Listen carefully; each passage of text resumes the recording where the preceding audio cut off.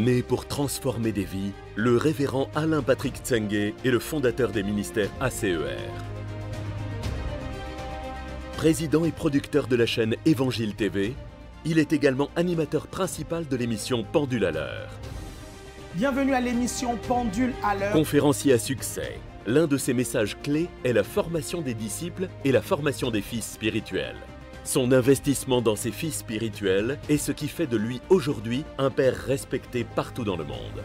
Auteur de plusieurs ouvrages, il défend en l'occurrence le message de la foi. La foi, c'est être sûr. Croit en la prospérité. Quand tu donnes l'offrande, Dieu t'apparaît en rêve, il dit qu'est-ce que tu veux? Et en la santé divine. Tous étaient guéris. Orateur apprécié pour ses messages directs et dynamiques, son ministère est accompagné par la manifestation des dons de guérison et de révélation. Mesdames et messieurs, veuillez accueillir l'homme de Dieu, l'apôtre Alain Patrick Tsengue.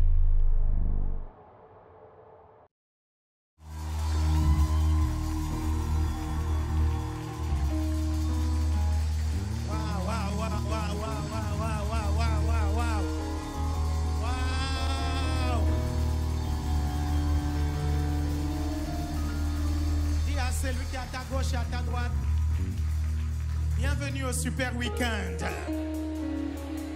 Dis-le bien, dis à une troisième personne, bienvenue au super week-end. Dis à une cinquième personne, pendant que la sonorègle met retour, dis à une cinquième personne, bienvenue au super week-end.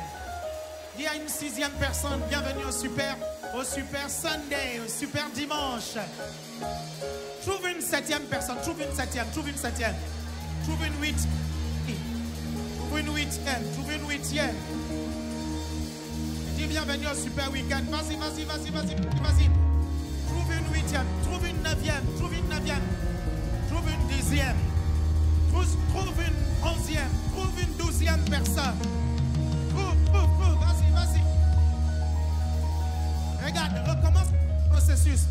recommence le même processus. Tu lui dis, voilà notre église. Vas-y, tu dis à deux personnes, deux, trois. Dis, voilà notre église. Dis-lui ça. Voilà notre église. Trouve une cinquième personne et dis, c'est pas les petites salles où on veut nous enfermer. Vas-y. C'est pas les petits endroits où on veut nous enfermer là. Dis bien à la personne qui est à ta gauche, à ta droite. C'est pas les petits endroits où on veut nous enfermer là.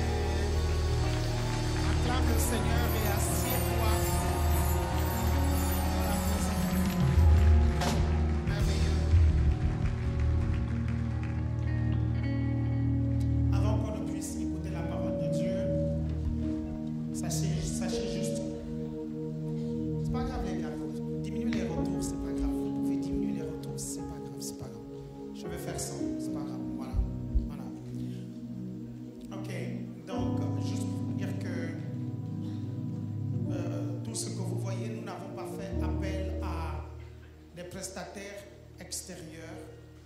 Ce sont les équipes en interne. Et c'est notre matériel. Et donc, oui, acclame le Seigneur. Et donc, souvent quand nous faisons des événements comme ça, on fait appel à des prestataires extérieurs. Et donc, s'il y a des petits manquements, sachez qu'ils vont prendre la main, puisque on a des super week-ends tous les mois. Amen. Et comme je vous avais annoncé la dernière fois que en février, on n'avait pas du tout de super week-end, ben, la salle s'est libérée en février, donc le 2 février. Donc, le prochain super week-end, c'est le 2 février. Et après, ce sera le 9 mars. OK? Et après, en avril, nous en avons un. En mai, nous en avons un. En juin, nous en avons un. Jusqu'en juillet, nous avons un super week-end. Donc, on va s'habituer. OK? On va s'habituer à... On a un peu? Attends un peu, ouais.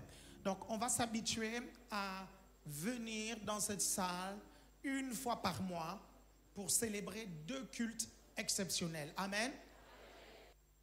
Comment je vais vous dire ça? Je vous disais la fois dernière qu'il y a des poissons qui sont appelés à faire des mètres en taille. OK? Et si vous les prenez, vous les mettez dans un petit aquarium, ces poissons-là ne grandiront jamais. Et parfois, l'une des meilleures façons pour le diable d'empêcher une église de grandir, c'est de mettre cette église dans une salle qui embrigade la vision des brebis. C'est-à-dire que les brebis voient petit, ils pensent petit quand vous êtes dans cette salle-là.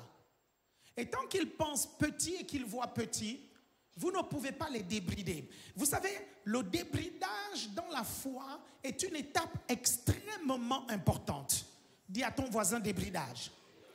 Le débridage dans la foi est une étape très importante. Parce que lorsque Dieu a Abraham, il a amené Abraham à observer les étoiles.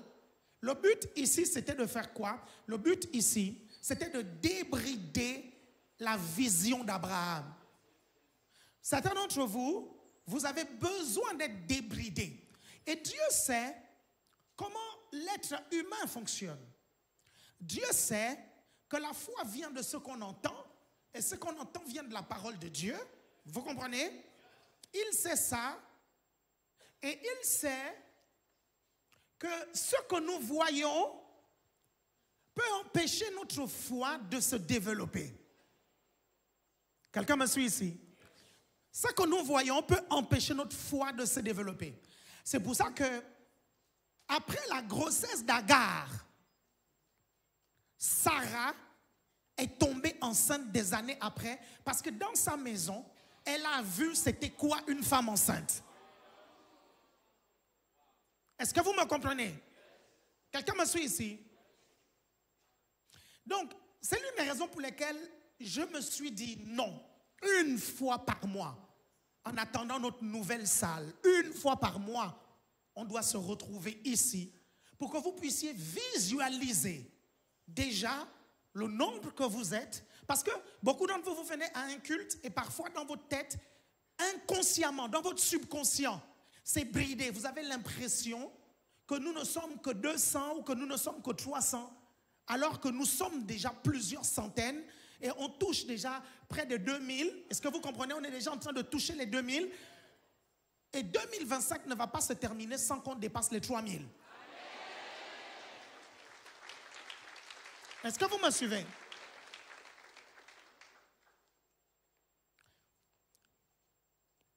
Satan est tellement au courant de ça. Il y a quelques semaines, la capacité même de notre salle à Montreuil a été encore réduite. Est-ce que vous avez vu ça? Vous avez remarqué ça? Vous avez remarqué ça? Ça m'a traumatisé. Dis à ton voisin, traumatisme. Ça m'a vraiment traumatisé. À un point où je me suis mis devant le Seigneur, j'ai dit à Dieu, Seigneur, je ne prêche plus dans cette salle. Je dis, si tu veux que je prêche dans cette salle, je suis désolé, tu me donnes une autre salle. Quelqu'un me suit ici? Et j'avais envie de dire comme John Knox, donne-moi cette salle, sinon je meurs. Est-ce que vous me suivez? Parce que je sais que ça peut limiter ma vision. C'est l'une des raisons pour lesquelles j'ai demandé qu'on puisse faire ces super week-ends, une fois par mois. Le titre de mon message ce matin, c'est le sacrifice et la foi. Le sacrifice et la foi.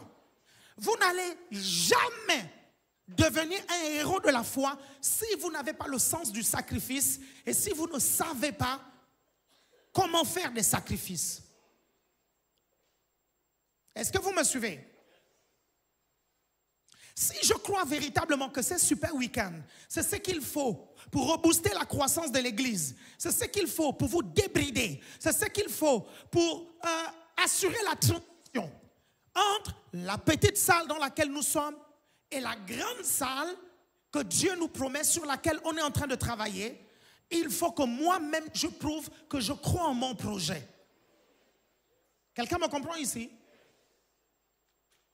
Je dis à la comptabilité, écoutez, si vous ne pouvez pas financer le super week-end, ce n'est pas grave.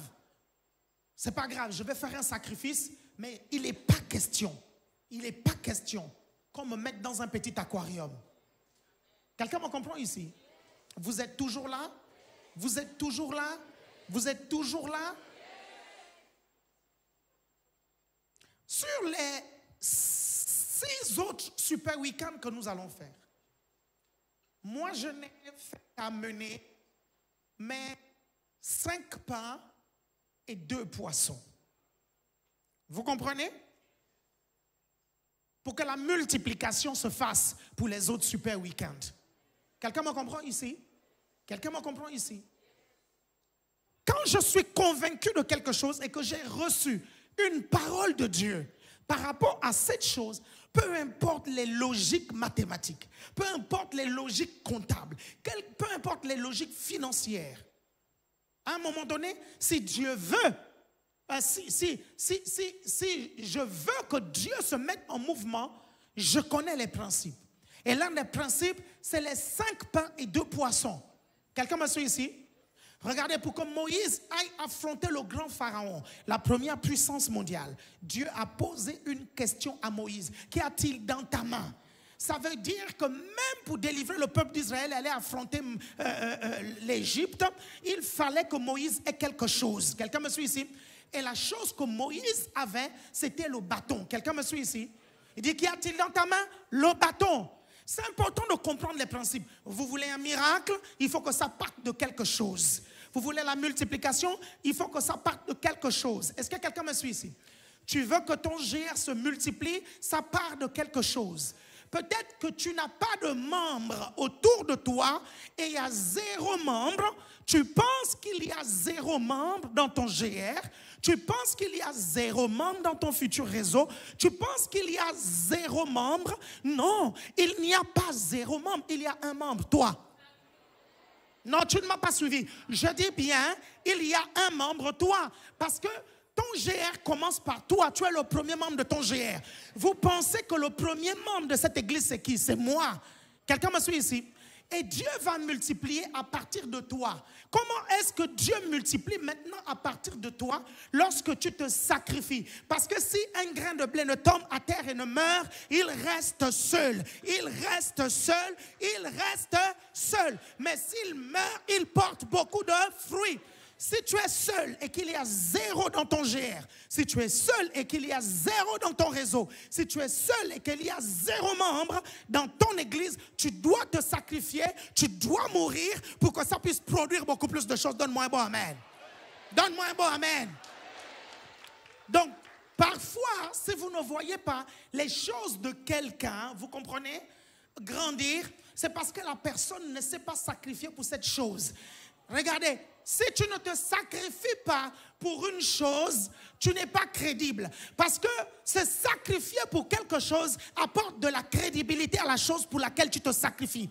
Pour nous prouver que le monde avait de la valeur pour Dieu, pour nous prouver que les hommes avaient de la valeur pour Dieu, Dieu a envoyé Jésus-Christ se sacrifier. Ce qu'il avait de plus, quelqu'un me comprend ici? Vous savez, car Dieu a tant aimé le monde, ce n'était plus que des paroles. La mort de Jésus sur la croix a rendu concrète l'amour de Dieu. Quelqu'un me comprend ici? Est-ce que vous me suivez? Vous savez, l'amour a plusieurs façons de se démontrer. L'amour peut se démontrer en parole, l'amour peut se démontrer par la passion, mais le niveau le plus élevé de démonstration de l'amour, c'est le sacrifice. C'est le sacrifice. Quelqu'un me suit ici? Ce ne sont même pas les actions. Parce que le sacrifice, ce sont des actions d'un niveau élevé. Quelqu'un me suit ici? Parce que même dans les actions, il y a des grades, il y a des dimensions. Quelqu'un me suit ici? Le sacrifice, c'est la dimension la plus élevée des actions. Quelqu'un me suit ici?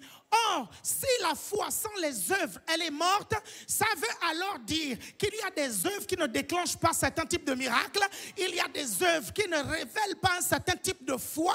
Les œuvres sacrificielles vont déclencher la main de Dieu et t'amener à opérer à un niveau que tu n'as jamais opéré parce que c'est un niveau élevé. On appelle ça le sacrifice. Dis le sacrifice. Dis bien le sacrifice. Bouge tes pieds et dis le sacrifice. Vous êtes toujours là?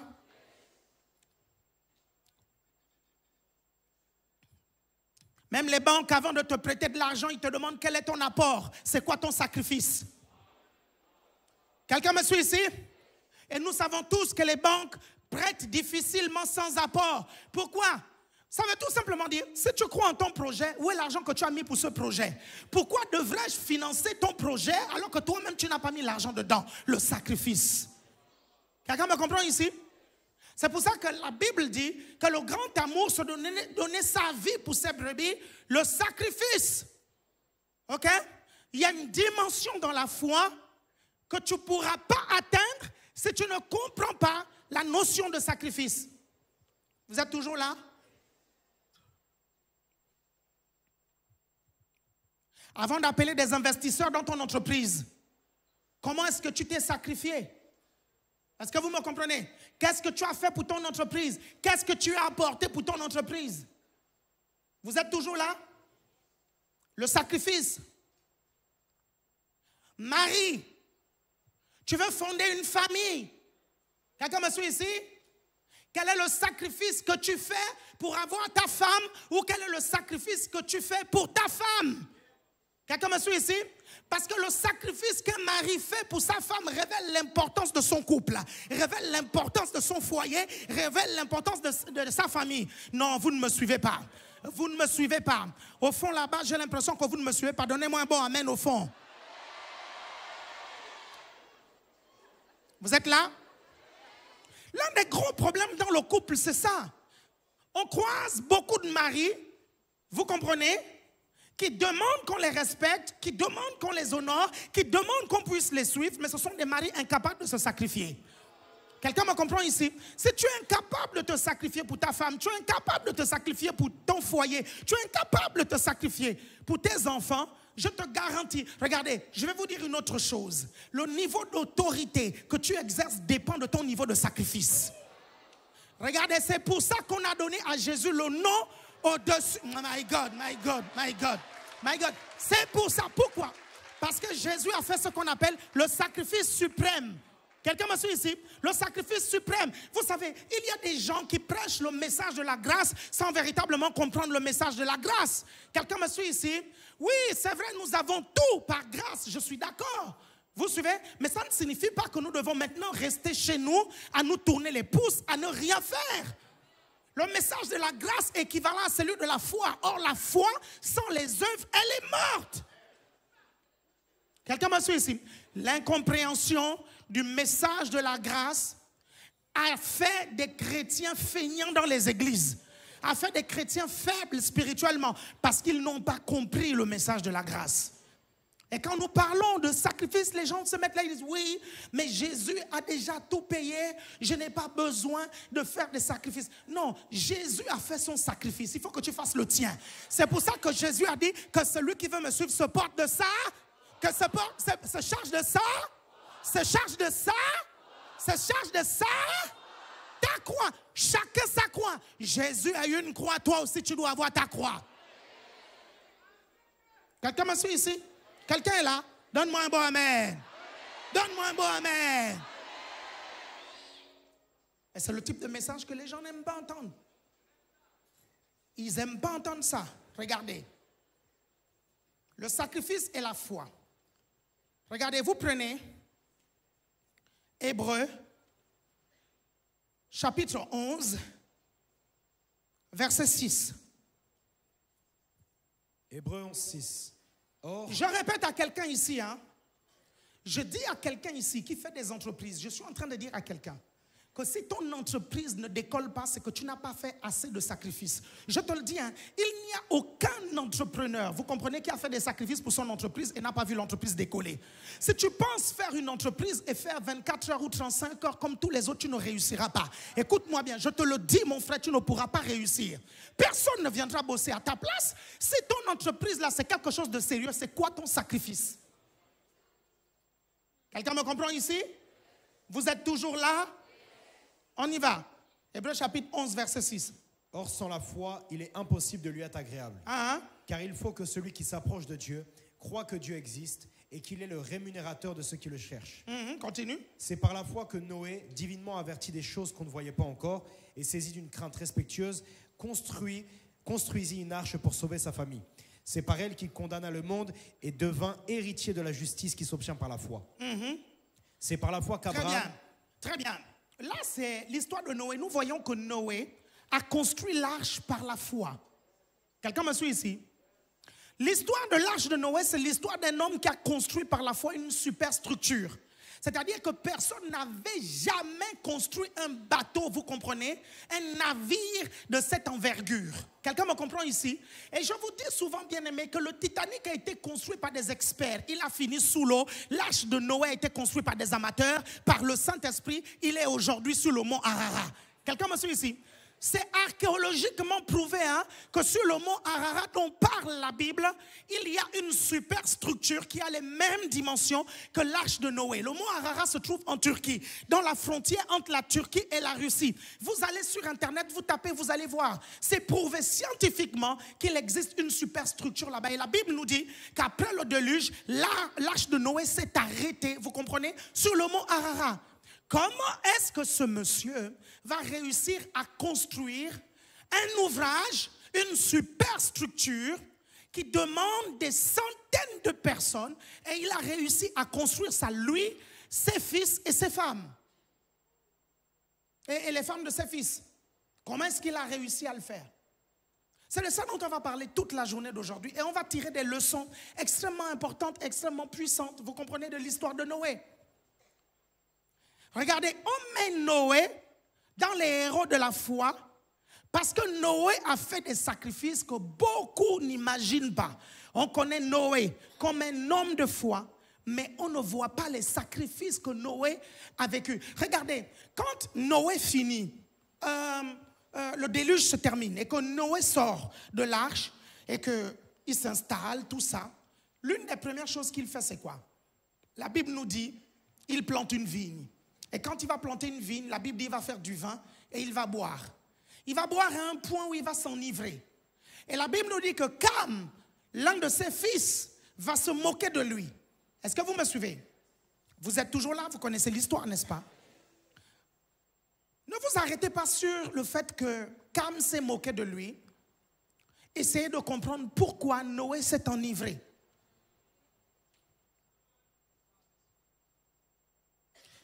Bien-aimé, il y a des moments où Dieu te demande de faire tellement de sacrifices que tu laisses ta peau.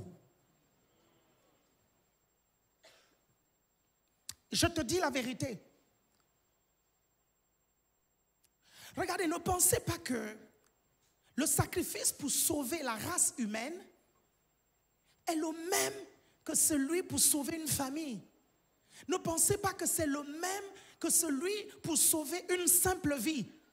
Noé devait faire des sacrifices pour pouvoir sauver la race humaine. La race humaine. Sans Noé, vous comprenez, il y aurait eu une autre race humaine ici sur la terre. La Bible nous dit qu'il n'y avait personne de juste. Le seul juste, c'était Noé et sa famille. Quelqu'un me comprend ici? Lisez bien le passage. Vous allez voir, la Bible va dire que Noé était un homme juste. C'était le premier constat. Quelqu'un me suit ici? Ça veut dire qu'il n'est pas devenu juste parce qu'il a décidé de construire l'arche. Il était déjà juste avant la construction de l'arche. Quelqu'un me comprend ici? Vous suivez attentivement. Regardez, vous allez comprendre pourquoi je vous dis cela. Vous savez, nous, dans notre christianisme aujourd'hui, nous ne comprenons pas que nous sommes justifiés par la foi. Nous ne sommes pas justes parce que nous faisons des choses justes ou pas. Nous sommes justes parce que Dieu a déclaré que nous sommes non coupables. Dieu a déclaré que nous sommes justes. Quelqu'un me suit ici? Est-ce qu'il y a quelqu'un qui me suit ici? Tu es injuste comme Noé. Est-ce que vous me suivez attentivement? Mais Dieu a donné une instruction à Noé. Si Noé n'avait pas suivi cette instruction, il n'aurait pas été un juste qui vit par la foi. Parce qu'aujourd'hui, nous trouvons des justes, mais le problème de ces justes, c'est qu'ils ne vivent pas par la foi. Or, le juste doit vivre par la foi. Je ne sais pas s'il y a quelqu'un qui me comprend ici. En fait, ce que je suis en train de dire à quelqu'un, c'est quoi? C'est que tu as été déclaré non coupable, tu as été déclaré juste. Mais Dieu va te donner un projet qui mettra à l'épreuve ta foi. Parce qu'il faut que tu poses des actes qui vont prouver que tu es capable de pouvoir vivre par la foi. Parce que sans la foi, il est impossible de lui être agréable. Quelqu'un me suit ici? Attends encore un tout petit peu, mon frère. Est-ce qu'il y a quelqu'un qui me suit ici? Je crois que vous ne me suivez pas encore bien. Mais on va avancer. Vous me suivez? On va accélérer, on va avancer. Quelqu'un me suit ici? Vous êtes là?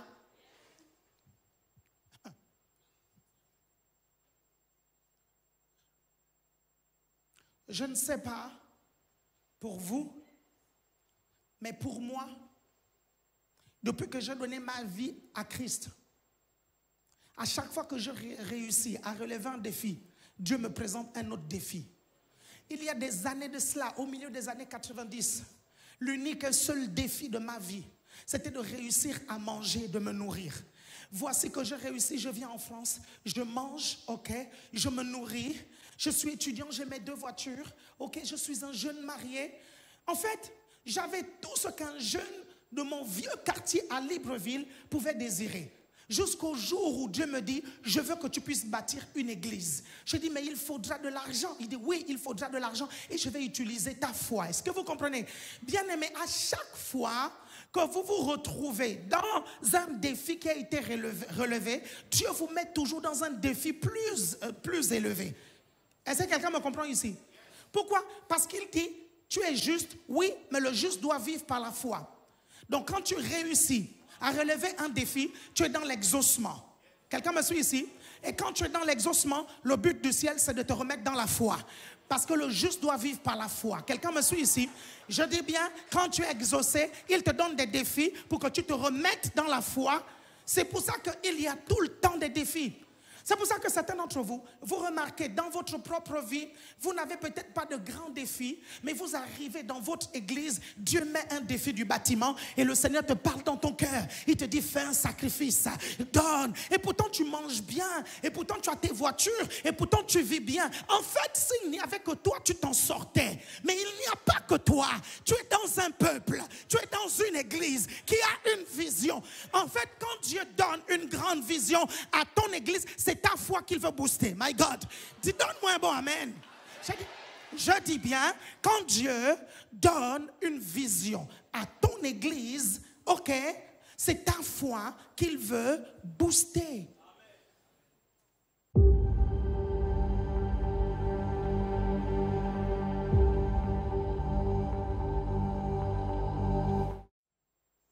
Vous êtes toujours là? C'est pour ça que lorsque tu avais 100 membres, on t'a dit non, c'est peu, il faut que tu aies maintenant 200. Et voilà que tu as 200. Ton leader te dit non, il te faut 500. Et voilà que tu as 500. Ton leader te dit il te faut 1000. Il y a beaucoup ici qui aspirent à 1000. Quand vous atteindrez 1000, ce que vous ne savez pas, c'est que je vous dirai maintenant il faut 5000. Quand vous entendrez 5000, vous ne savez pas que je vous dirai non, il faudra maintenant 10 000. Quelqu'un me suit ici? Parce que le Dieu que nous servons nous amène de gloire en gloire, de gloire en gloire. La chute commence quand tu stagnes. Quelqu'un me comprend pas ici? Vous êtes là? La chute commence quand tu stagnes. Et Dieu veut qu'on puisse monter. Quand on lit l'histoire de Noé, on ne s'imagine pas les sacrifices qu'il a faits. La vraie foi demande des sacrifices. Dieu n'a jamais trouvé belle et grande la foi de quelqu'un sans que la personne ait fait des sacrifices. Impossible. Je dis bien, Dieu n'a jamais trouvé grande et belle la foi de quelqu'un lorsque la personne n'a pas fait des sacrifices. Le premier sacrifice que tu fais lorsque tu viens en Christ, c'est désormais abandonner toute ta vie à Jésus et dire à Dieu, désormais, ce n'est plus moi qui vis, c'est toi qui vas vivre maintenant en moi. C'est dire, désormais, je ne fais plus rien sans avoir ton accord. Tu deviens le Seigneur de ma vie. C'est le tout premier sacrifice que nous faisons. Pourquoi beaucoup rencontrent des difficultés dans leur vie chrétienne? Parce qu'ils grillent cette alliance qu'ils ont faite le jour où ils ont accepté Jésus. Ils sont venus devant donner leur vie à Jésus, mais de temps en temps, ils reprennent leur vie, vous comprenez? Et ils font ce qu'ils veulent et ils se retrouvent dans des situations compliquées parce qu'ils ont grillé l'alliance. Quelqu'un me comprend ici? C'est le premier sacrifice. Vous êtes toujours là? Ok. Regardez. Lorsque Jésus plutôt a dit au centenier, le centenier qui a dit, dis seulement un mot, je ne suis pas digne de venir, ok? Qui se rappelle de cette histoire? Il lève la main, gloire à Dieu, dis seulement un mot, ok? Jésus va dire quoi? Jésus va dire, je n'ai jamais vu une foi aussi grande en Israël, n'est-ce pas? Ok? Regardez, beaucoup d'entre nous, nous pensons que la phrase de Jésus, je n'ai jamais vu une aussi grande foi en Israël, vous comprenez? Nous pensons que cette phrase est juste le simple fait de la réponse du centenier. Mais nous oublions qu'avant que le centenier ne parle, le peuple avait déjà dit que ce monsieur, à lui seul, il a construit la synagogue. Non, je crois que vous ne me suivez pas. Quand Jésus dit, je n'ai pas vu une foi aussi grande, il voit les paroles et il voit les œuvres qu'il a faites. Parce que le peuple a dit, ce monsieur mérite le miracle parce que le gars à lui seul, il a construit la synagogue. Ce n'était pas son peuple, ce n'était pas sa religion, ce n'était pas sa ville, c'était un Romain. Quelqu'un me suit ici? Mais il se préoccupait des gens et il a construit la synagogue. Jésus a dit, je n'ai jamais vu une foi aussi grande. Vous êtes là? Quelqu'un est là? Ce monsieur a fait un sacrifice. Je suis désolé. Il a fait un sacrifice. Est-ce que vous savez comment les Juifs détestaient les Romains à cette époque? Est-ce que vous savez que Jésus avait 2 disciples qu'on appelait les zélotes? Les zélotes, c'était des terroristes. Ils tendaient des embuscades aux Romains. Est-ce que vous comprenez ça? Ces 2 disciples-là tendaient des embuscades et tuaient les Romains. Parce qu'ils détestaient les Romains. Donc tu te retrouves dans un pays où on te déteste. Pourquoi? Parce que ce peuple pense que tu es un envahisseur. Et tu arrives dans la ville, tu dis, ce peuple est très pieux. Ce peuple est vraiment croyant. Je vais faire du bien à ce peuple. Je vais construire la synagogue à moi seul. On ne parle pas de la maison de ce monsieur, vous comprenez? On ne parle pas des richesses de ce monsieur. On ne sait pas si le monsieur s'est privé de construire sa maison pour construire la synagogue. Mais nous savons qu'à lui seul, il a construit la synagogue. Même s'il avait une maison, construire une synagogue à toi seul, c'est un sacrifice. Est-ce qu'il y a quelqu'un qui me suit ici? Là, je vous ai dit tout à l'heure, cette salle, je fais un sacrifice. Pour vous prouver que les Super Sundays, c'est important pour moi. Vous comprenez? Vous allez voir, je vais vous donner les raisons pour lesquelles j'ai fait ça. Et ce que je vais vous dire, c'est la clé pour mettre en mouvement de manière permanente la main de Dieu dans votre vie. C'est la clé pour mettre en mouvement de manière permanente la main de Dieu dans vos entreprises. C'est la clé. Non, vous ne me donnez pas un bon amen. C'est la clé pour mettre en mouvement la main de Dieu dans votre mariage. Donne-moi un amen. C'est la clé pour mettre en mouvement la main de Dieu dans ton mariage. Donne-moi un amen. C'est la clé pour mettre en mouvement Dieu dans tes études. Donne-moi un amen. Vous me suivez? Peu importe là où tu veux voir Dieu agir, ce que je suis en train de vous dire, c'est la clé. Vous savez, l'Esprit de Dieu m'a dit hier, et l'Esprit de Dieu a confirmé par certaines personnes, la France va connaître une crise dans les mois qui viennent. Une crise économique. Une crise économique grave. Vous comprenez? Il y aura de l'impact dans l'immobilier, mais il y aura de l'impact dans les produits de première nécessité. Il y a une brebis à Lyon qui a fait un rêve comme cela, vous suivez? Et l'Esprit de Dieu m'a confirmé, m'a dit que c'est réel ce qui va se produire. Regardez tout simplement les informations et vous verrez, si vous êtes un peu lucide, vous comprenez. Le problème, c'est que plusieurs d'entre vous, vous êtes sur TikTok, allez voir les filles se trémousser.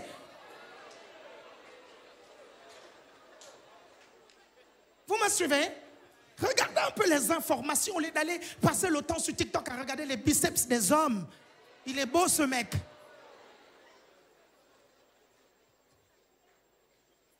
Mais je vous assure, mes chers frères et sœurs, rien ne va plus dans le pays. Je vous dis la vérité.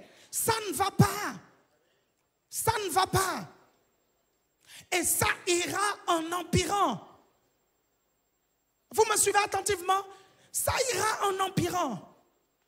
Lorsque Dieu m'a annoncé qu'il y aura une crise économique, vous comprenez? À l'époque du Covid, je ne savais pas que ça allait venir à cause d'une maladie. Mais nous avons vu une sérieuse crise. Il y a des entreprises qui ont mis les clés sous la porte. Il y a beaucoup qui ont été virés, vous comprenez, de leur travail à cause de cette crise. Mais pourtant, Dieu nous avait avertis qu'il y aurait eu cette crise. Vous êtes là? J'ai l'impression que quand je suis en haut là-bas, vous voulez dormir. Je vais descendre.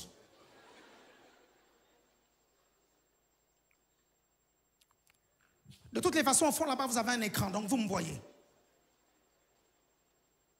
Est-ce que vous êtes là? Pourquoi je vous parle de ça?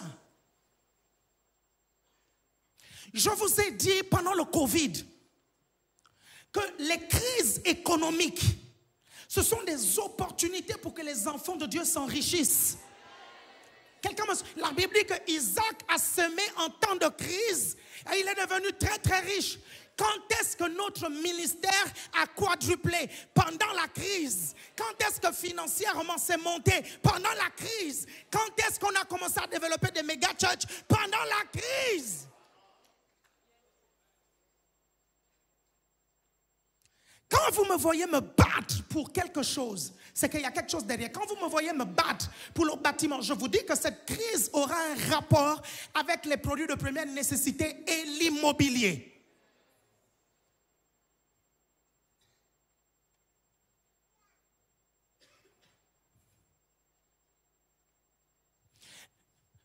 Les sacrifices que tu fais aujourd'hui peuvent déterminer ta survie pendant cette crise. Je dis bien qu'il y a beaucoup qui vont perdre leur emploi. Énormément, beaucoup. Les entreprises ne vont pas s'en sortir. Ils vont perdre leur emploi. Beaucoup de choses vont se fermer et vous allez voir. Vous me suivez? Mais je prophétise que vous serez au-dessus. Au nom de Jésus, ça ne vous atteindra pas. Vous êtes toujours là? La femme sino-phénicienne à qui Jésus a dit que ta foi est grande. Vous me suivez? Quel est le sacrifice qu'elle a fait? Le premier sacrifice qu'elle a fait, c'est qu'elle a suivi Jésus pendant un long moment. Est-ce que vous avez déjà suivi quelqu'un qui ne vous calcule pas? Je ne sais pas si vous voyez ce que ça fait en fait. La gêne, la honte que ça vous fait. Vous me suivez attentivement? Deuxième sacrifice, elle n'a pas eu peur du regard des gens. Est-ce que vous me suivez? L'une des choses qui bloque les gens dans la foi, c'est le regard des gens. L'une des choses qui bloquent les gens dans la foi, c'est quand qu'est-ce que les gens diront de l'affaire. Quelqu'un me suit ici? Si vous voulez que j'illustre, dis illustre. Pourquoi certains d'entre vous, vous avez du mal à prier pour les malades devant les gens? Parce que vous avez peur que si le malade ne guérit pas, on dit que vous êtes un faux prophète, n'est-ce pas? Vous avez peur du regard des gens. Quelqu'un me suit ici? Pourquoi certains d'entre vous? Regardez, l'une des raisons pour lesquelles Dieu a dit à Abraham, tu ne t'appelleras plus Abraham, tu t'appelleras Abraham. Vous me suivez? C'est parce qu'Abraham avait honte de dire qu'il était le père d'une multitude. Dieu a dit, écoute, je vais changer ton nom, comme ça ce sont les autres qui vont le dire à ta place, qui vont le déclarer à ta place. Quelqu'un me suit ici? À partir de maintenant, tu ne t'appelles plus Abraham, tu t'appelles maintenant Abraham. Quelqu'un me suit ici? Si tu as peur du regard des autres, si tu as peur de qu'en dira-t-on, tu ne pourras jamais avancer dans la foi. Quelqu'un me suit ici? Jamais. Vous êtes toujours là? Cette dame-là, elle a sacrifié son orgueil. Elle a sacrifié son moi. Elle a sacrifié son... Qu'en dira-t-on? Ok? Il y a quelqu'un qui dit souvent, je ne veux pas prophétiser parce que je veux entendre clairement, audiblement la voix de Dieu. Je veux entendre dans mes oreilles parce que je ne veux pas les choses de la honte. Et j'ai dit souvent à cette personne, alors tu ne prophétiseras pas. Parce qu'on prophétise par la foi. Tu ressens les choses et tu crois que c'est Dieu qui t'a parlé. Et tu y vas. Regardez, vous n'allez jamais exercer les dons spirituels si vous n'avez pas la foi. Et la majorité d'entre vous, si votre foi n'est pas opérationnelle, c'est parce que vous avez peur du regard des autres. C'est pour ça que toute personne qui n'a pas peur du regard des autres pour exercer sa foi est grande. Je redis, donne-moi un bon amen. Donne-moi un bon amen. Je redis, toute personne qui n'a pas peur du regard des autres pour exercer les dons, sa foi est grande. Sa foi est grande. Quelqu'un me comprend ici? Sa foi est grande.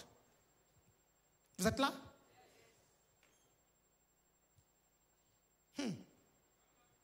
Merci, Jonathan. Quelqu'un est là? Bouge tes pieds, bouge tes pieds, bouge tes pieds. Dis à ton voisin, est-ce que tu as une grande foi? Dis-lui, est-ce que tu fais des sacrifices? Dis-lui bien, est-ce que tu fais des sacrifices?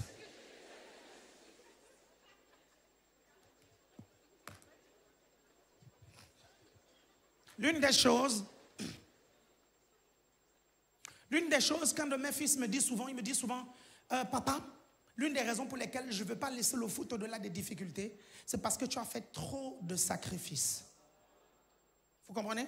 Tu as fait trop de sacrifices. Ok, je vais partager avec vous, mais rapidement, 10 pensées, oui, pensées sur le sacrifice. Mais avant cela, regardons un peu les sacrifices de Noé. Ok? Avant que Noé n'entre dans l'arène des héros de la foi, qu'est-ce qu'il a fait? Il devait porter un message à une époque où il n'y avait pas de pluie. Je vous ai déjà dit que, en fait, à l'époque de Noé, il n'y avait pas de pluie. J'ai déjà fait cette démonstration-là. Il n'y avait pas de pluie. Donc le voilà qui annonce qu'il y aura une pluie. Je ne sais pas si vous vous rendez compte un peu de ça. Hein? Non, je crois que vous ne vous rendez pas compte. En fait, c'est comme si Dieu te dit, va en Guadeloupe et annonce qu'il va neiger.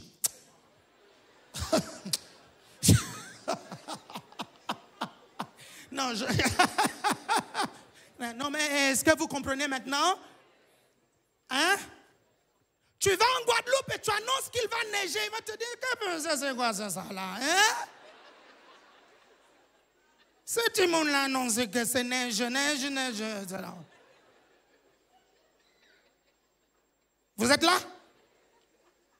En fait, c'est ce que Noé faisait. Donc, je ne sais pas si vous imaginez le degré et le niveau de marginalisation. Il va neiger, oh, mettez des manteaux, il va neiger, il arrive à Pointe-à-Pitre, il va neiger, mettez les manteaux, il va neiger, il arrive à Sainte-Anne, il va neiger, il arrive à Anse-Bertrand, il va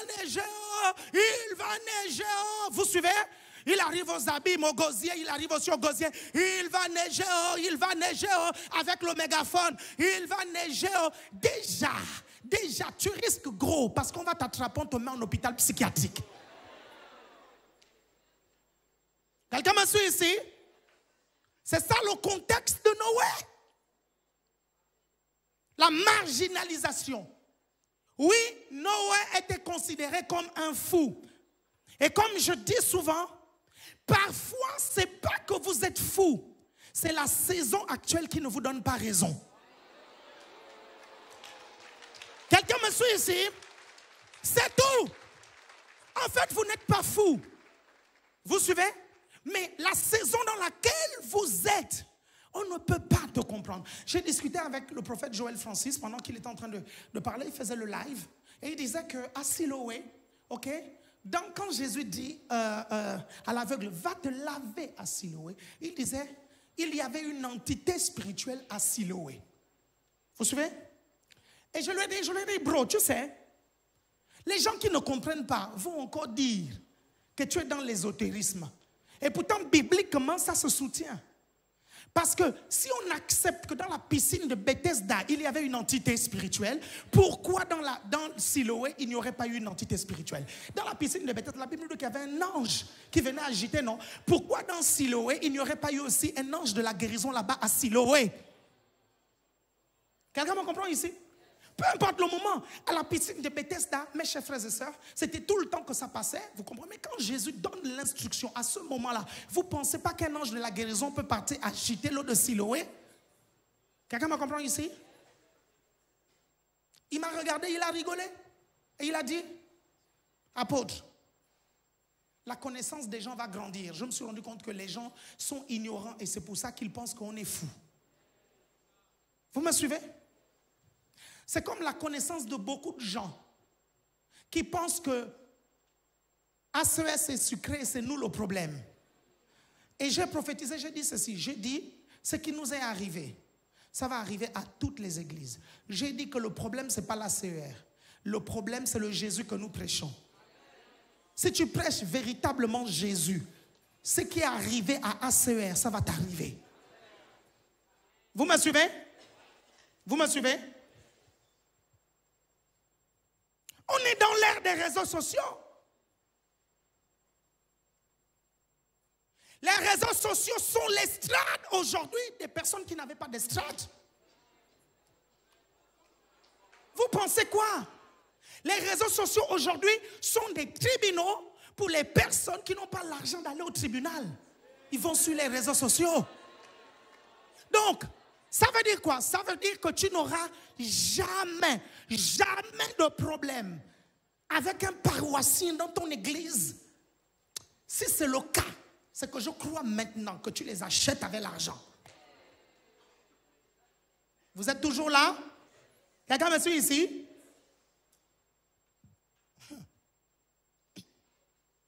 Quels étaient les sacrifices de Noé?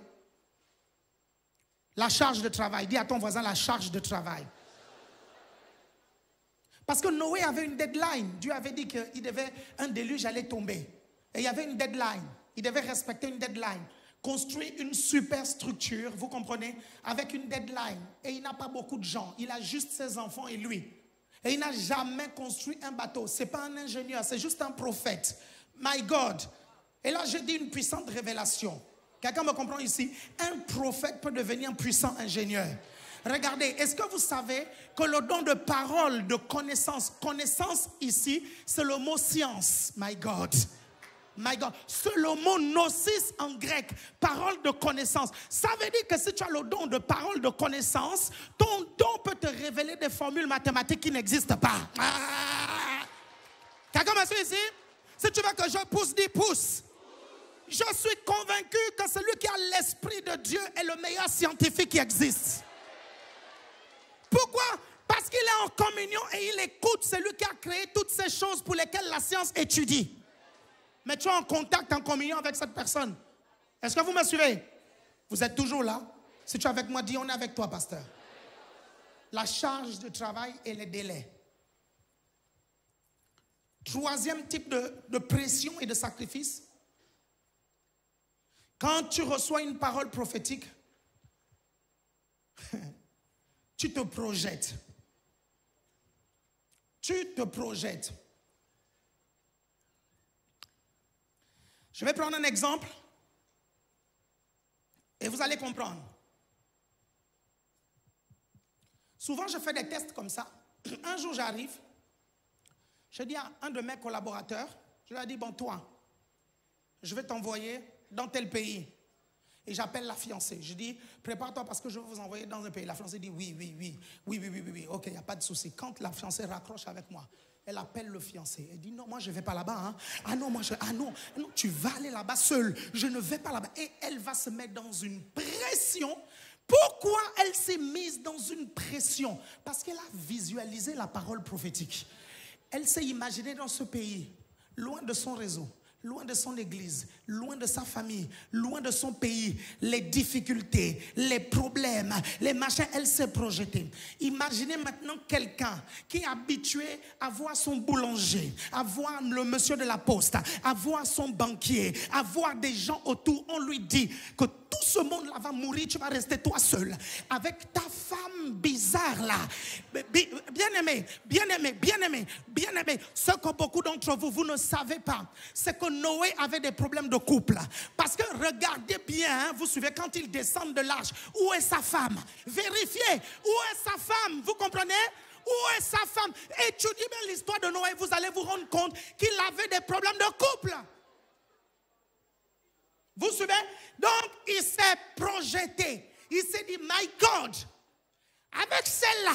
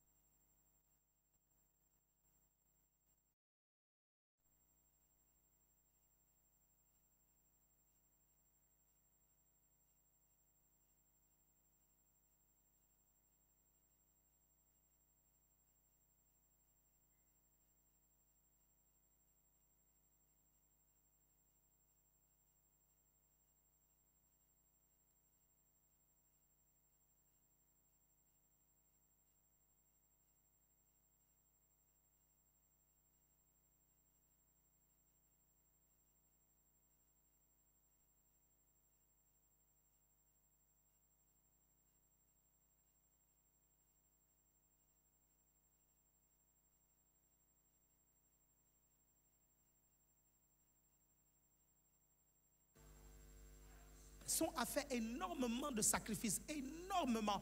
Et la raison pour laquelle les chrétiens, vous comprenez, ne réussissent pas dans leur vie en général, c'est parce que les chrétiens n'aiment pas les sacrifices. Vous comprenez ça?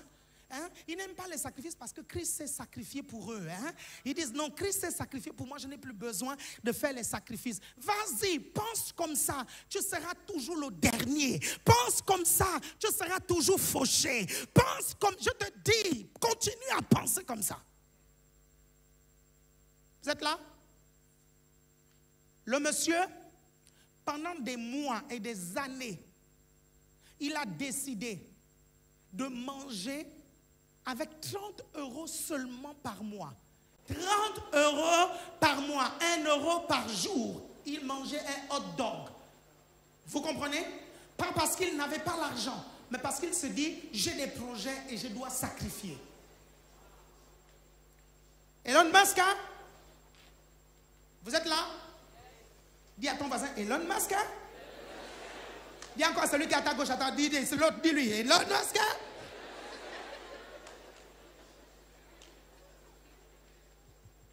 La main de Dieu se met en mouvement dans la vie de ceux qui se sacrifient pour Dieu. Deuxième pensée, vous prenez le psaume 50 du verset 1 au verset 5. Le psaume 50 du verset 1 au verset 5. Le psaume 50 du verset 1 au verset 5. Vous me suivez attentivement? Vous êtes là? Bouge tes pieds si tu me suis. Au fond là-bas, si tu me suis, dis on te suit apôtre. Ah, la méga church. Vous avez entendu ce qu'ils ont fait? Donc je dis la méga church, tout le monde dit yeah. La méga church. Ah, psaume 50. Psaume 50 dès le verset 1.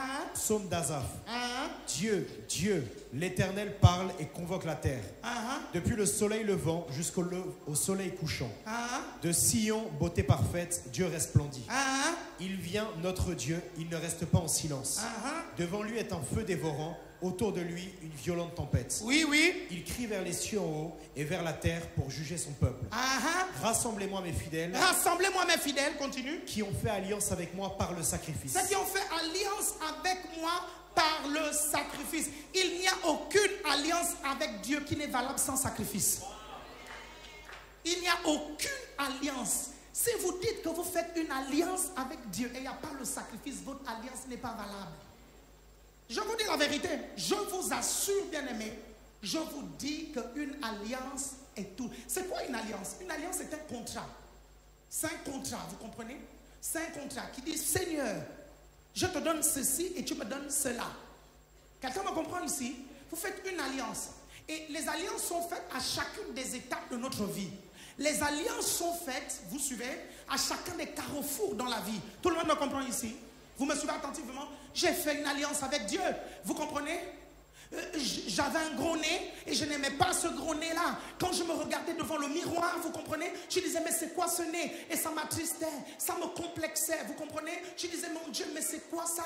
Je n'aimais pas me regarder et je n'aimais pas le sentiment que je ressentais. Je dis, mais c'est quoi? Si seulement ce nez diminue et pourtant je serai un beau garçon. J'ai promis, je dis, Seigneur, si tu fais de moi un beau garçon, je vais te consacrer ma jeunesse. Il a fait grossir mon visage et le nez est devenu petit. Vous suivez? Et je lui ai donné ma jeunesse. Quand j'ai regardé mon visage, je dis, oh, c'est équilibré. Je dis, bon, prends cadeau, Seigneur, prends ma jeunesse, prends cadeau. Quelqu'un me suit ici? Quand j'ai commencé à avancer dans la vie chrétienne, j'ai dit à Dieu, si tu m'apprends à entendre ta voix, ok, j'aiderai les gens à entendre ta voix. J'ai fait un livre. Et je fais un séminaire, des séminaires souvent sur comment entendre la voix de Dieu. L'une des particularités dans notre ministère, c'est que les gens savent entendre la voix de Dieu. Ça, c'est le fruit de mon alliance avec Dieu. Quelqu'un est là? Est-ce que vous me suivez? À chacune des étapes, il y a un sacrifice que Dieu va te donner.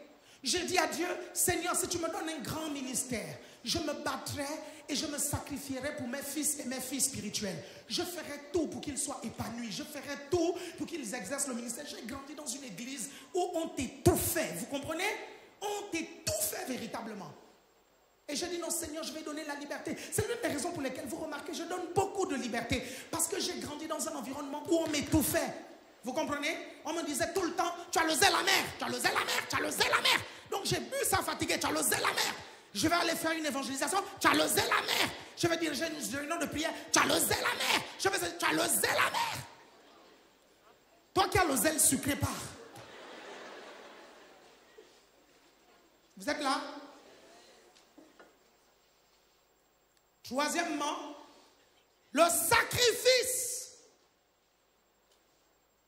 est la meilleure façon d'obtenir une bénédiction solennelle. C'est quoi la bénédiction solennelle? C'est la bénédiction où Dieu jure. Où Dieu dit, je jure. Regardez, vous voyez avec Abraham, il dit, je jure. Quelqu'un me suit ici?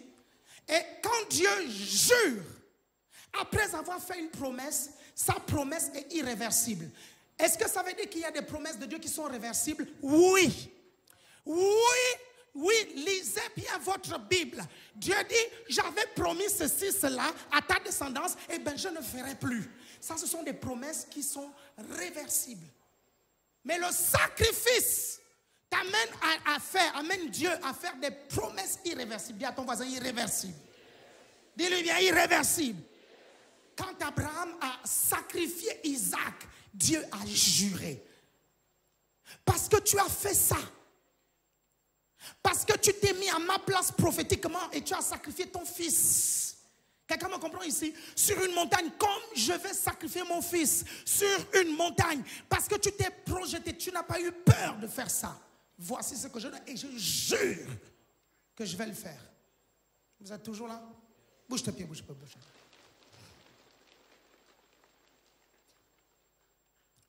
Je vais vous dire une des bénédictions solennelles que Dieu m'a données. Ok? Le niveau de mon alliance et des sacrifices que j'ai fait pour Dieu est tel que Dieu m'a dit, quiconque se lèvera contre toi en ennemi deviendra mon ennemi. Il m'a dit, personne ne tiendra devant toi tant que tu vivras. C'est pour ça que je pardonne très facilement les gens, parce que je sais que si je retiens leur péché, des choses graves vont leur arriver. La Bible dit, ceux à qui vous pardonnerez seront pardonnés, ceux à qui vous retenez. Vous retenez. Qu'est-ce que ça signifie, retenir les péchés de quelqu'un? Allez lire vos Bibles. Quelqu'un est là?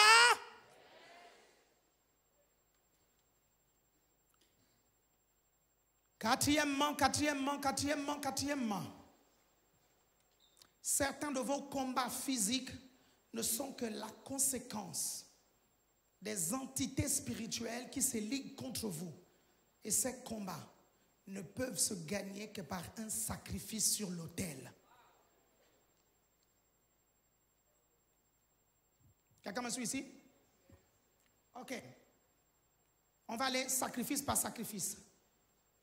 Ok?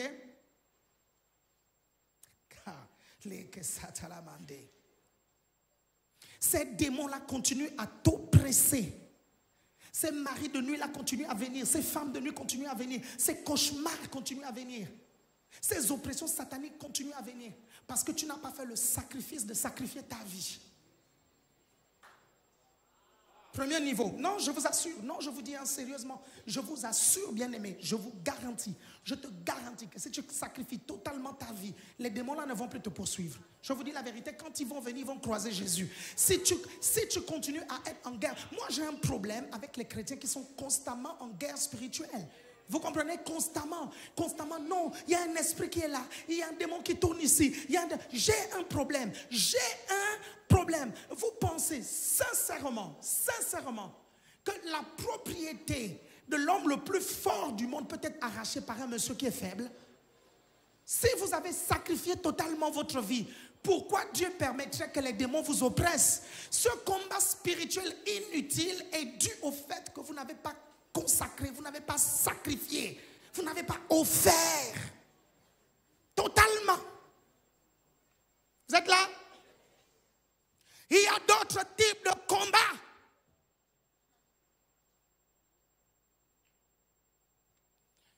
Le prophète Élie, quand il se retrouve au mont Carmel, bien-aimé, il ne va pas vaincre les prophètes de Baal par des simples au nom de l'Éternel des armées. Hein. Quelqu'un me suit ici? Regardez, quand des soldats viennent, il dit que le feu du ciel descend. Et le feu descend, non? Mais quand il faut croiser les sorciers, il ne dit pas que le feu descende sur vous. Il dit le feu doit descendre sur l'autel et votre sort sera réglé. My God, regardez. Mais le problème, c'est quoi? C'est que l'autel qu'il avait dressé n'avait pas de valeur sans le sacrifice au-dessus. La Bible dit qu'il a dressé l'autel et il a mis le sacrifice. Le feu ne pouvait pas descendre, vous comprenez? Le fait que le sacrifice soit consumé était suffisant pour que cette guerre spirituelle soit gagnée. Quelqu'un me suit ici? Vous êtes là? Bouge tes pieds, bouge tes pieds, bouge tes pieds, bouge tes pieds, bouge tes pieds. Bouge tes pieds. Je vais demander qu'on diminue un peu le chauffage parce que le chauffage est en train de vous euthanasier. Vous êtes là? Vous êtes là? Le principe du sacrifice est tellement puissant que même les féticheurs l'utilisent pour activer des choses dans le monde spirituel. Est-ce que tu peux jouer quelque chose? C'est tellement puissant que même des féticheurs utilisent ça.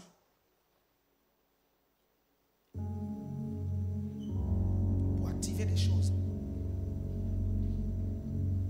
Lève-toi quelques instants.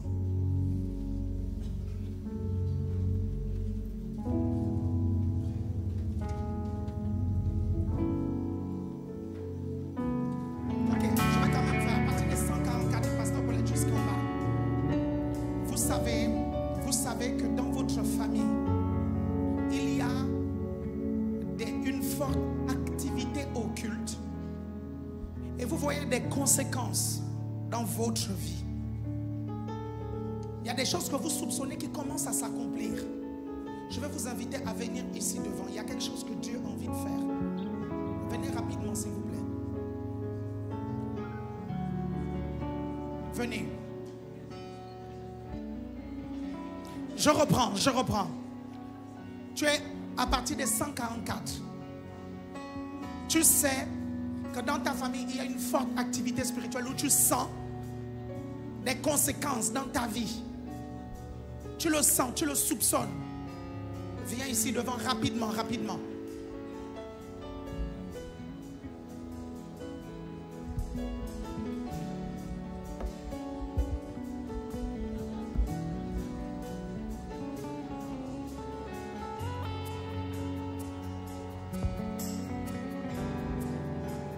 Commence à prier.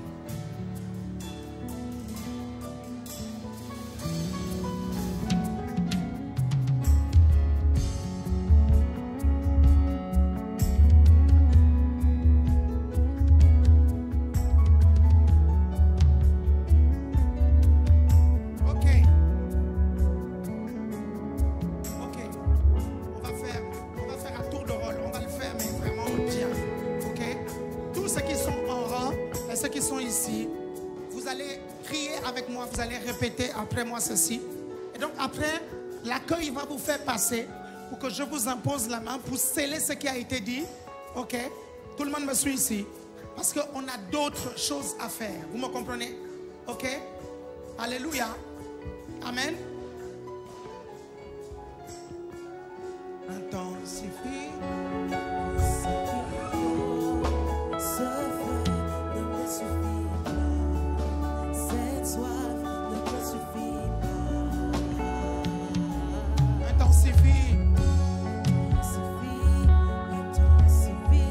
Tu pries maintenant.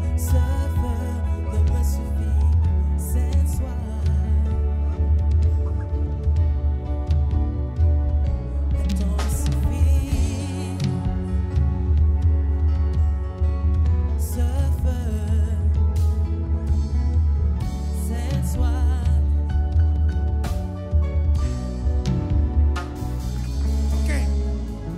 Dites maintenant après moi. Au nom de Jésus. Je suis en Christ et je suis une nouvelle créature.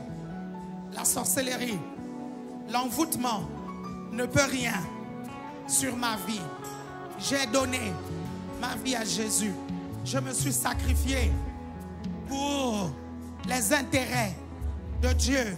C'est pourquoi je déclare que toutes les manigances de l'ennemi n'ont aucun pouvoir, aucun impact dans ma vie. Je bombarde les positions stratégiques de l'ennemi. Et je déclare au nom de Jésus que la sorcellerie n'a pas de pouvoir dans ma vie et dans celle de ma famille. Je déclare que les sorciers qui détiennent les finances de ma famille les libèrent. Les sorciers qui causent des maladies dans ma famille. Au nom de Jésus, je mets le feu sur vous, les sorciers qui mettent les bâtons dans les roues, dans nos projets. Je mets le feu au nom de Jésus. Vas-y, priez maintenant, priez. Et les chante.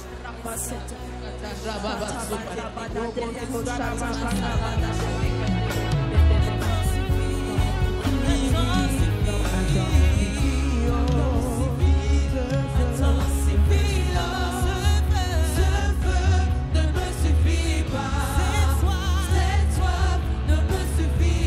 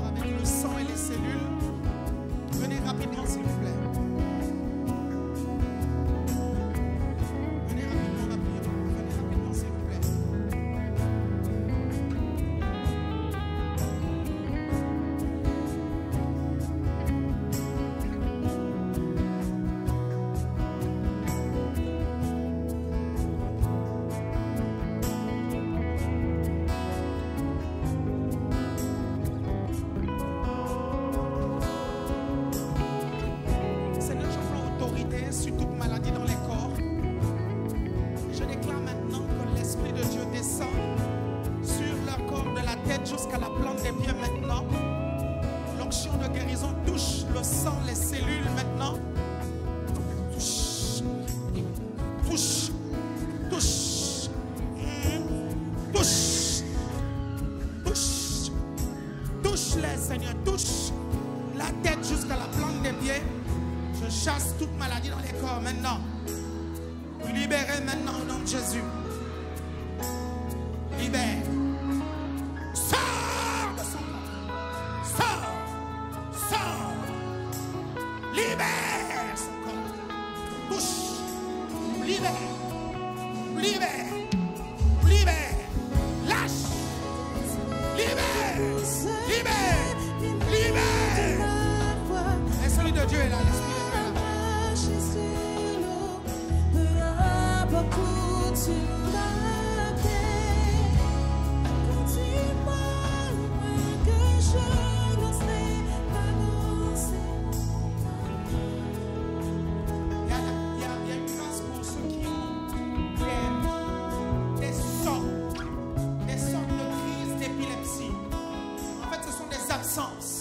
Que vous avez, venez ici rapidement, il y a une grâce. Venez rapidement, s'il vous plaît. Je vais prier pour ceux qui ont des sortes de crises d'épilepsie. Ce sont des absences que vous avez de temps en temps. Parfois ça se transforme comme dans une crise. Venez ici rapidement, je vais prier pour vous, s'il vous plaît. L'onction est là.